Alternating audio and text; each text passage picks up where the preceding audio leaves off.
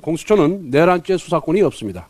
그럼에도 불구하고 직권남용을 통한 내란죄 수사를 자임하면서 체포영장까지 청구하였습니다. 2종 원동기, 장치, 자전거 면허증을 들고 포크레인까지 운전하겠다고 나서는 모습입니다.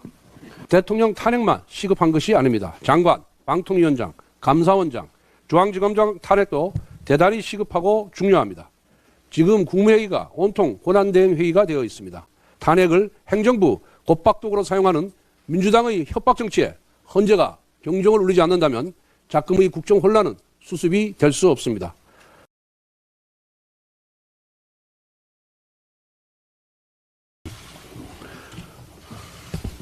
공수처는 왜 일을 이렇게 합니까? 지금 이 시각 공수처가 대통령 체포영장 집행을 무리하게 시도하고 있는 것은 대단히 우려스러운 지점이 있습니다. 현장에서 충돌 우려가 있는데 현장에 계신 어느 누구도 다쳐서는 아니 됩니다. 공수처도 무리하게 영장을 집행하려고 하다가 오히려 국민과 싸우러 들면 안 됩니다. 대한민국의 국격이 달려있는 문제입니다. 공수처는 무리한 현직 대통령 체포 시도를 자제하시길 바랍니다. 내란죄 수사권에 대한 논란을 해소하기 위해서라도 공수처는 사건을 경찰에 이첩하길 바랍니다. 아울러 대통령의 출석은 대통령실과 대화를 통해 적절한 시기에 적법한 절차에 따라 진행되길 바랍니다. 현재 대통령에 대한 공수처의 수사가 위법 논란을 촉발하고 있습니다. 이미 탄핵 찬반으로 사회 갈등이 지속되는 상황에서 절차적 공정성을 훼손하는 수사는 향후 사회 갈등을 더욱 부추길 뿐입니다. 우선 공수처는 내란죄 수사권이 없습니다. 그럼에도 불구하고 직권남용을 통한 내란죄 수사를 자임하면서 체포영장까지 청구하였습니다. 2종 원동기, 장치, 자전거 면허증을 들고 포크레인까지 운전하겠다고 나서는 모습입니다.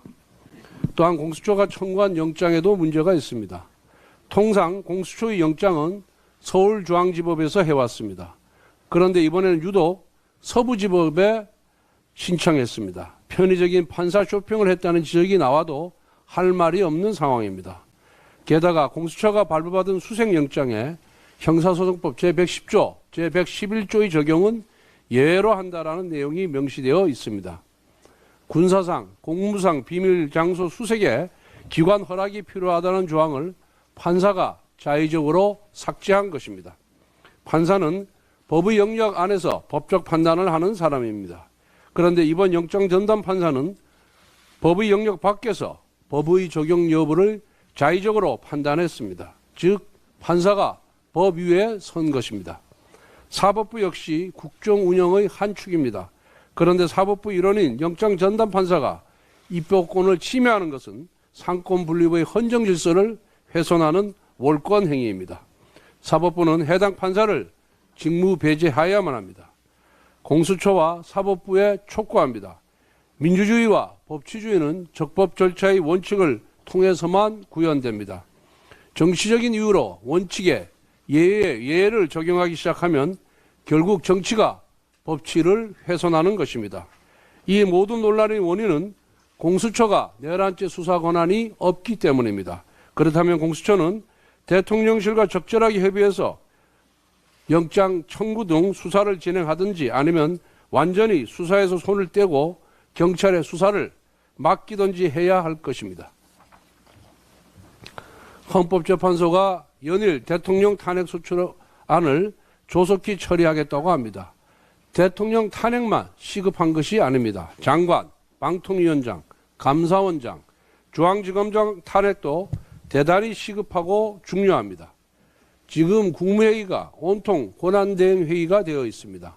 탄핵을 행정부 곧박독으로 사용하는 민주당의 협박 정치에 헌재가 경종을 울리지 않는다면 작금의 국정 혼란은 수습이 될 수 없습니다. 손준성 검사장 탄핵은 형사사건의 법원 판결을 기다린다는 이유로 1년 넘게 멈춰섰습니다. 지난달 6일 2심 무죄 판결이 나왔는데 언제 나올지도 모르는 대법원 판결만 하세월 기다리겠다는 것입니까? 헌법재판소는 최재형 감사원장 탄핵에 대해 소추 사유가 불분명하다고 밝혔습니다. 탄핵 소추 사유가 분명하지 않으면 기각이나 각하시키면 됩니다. 이창수 중앙지검장 탄핵 심판은 국회 측에서 변론 준비 기일에 불참해서 단 3분 만에 종료되었습니다. 이것은 논란의 여지가 없는 민주당의 탄핵 재판 지연 전술입니다. 이준숙 방통위원장 탄핵 소추안은 가결된 지 벌써 5달이 넘었습니다. 그런데 헌재가 지난해 12월 24일로 예정되어 있던 마지막 변론 기일을 1월 15일로 연기했습니다. 이것도 헌재가 야당의 민주당의 방통위원장 탄핵 심판 지연 전술에 동조한 것입니다. 한덕수 대통령 권한대행 탄핵 가처분 신청은 쟁점이 아주 간단합니다. 의결 종족수가 151석이냐 200석이냐만 따지면 됩니다. 대통령 권한대행으로서의 직무수행까지 탄핵 소추 사유를 명시한 탄핵 소추문이 정족수 151석으로 통과된 것이 유효한가를 따지면 됩니다. 지금이라도 얼마든지 빠른 시간 내에 종결시킬 수 있습니다. 헌법재판소는 조속한 국정안정을 위해 헌재에 계류되어 있는 장관, 방통위원장, 감사원장, 검사들의 탄핵 소추안을 신속하게 처리할 것을 다시 한번 촉구합니다. 아울러 헌재에 당부드립니다. 야당의 엉터리 탄핵 소추문을 보완해 주는 논리를 헌재가 개발하면 안 됩니다.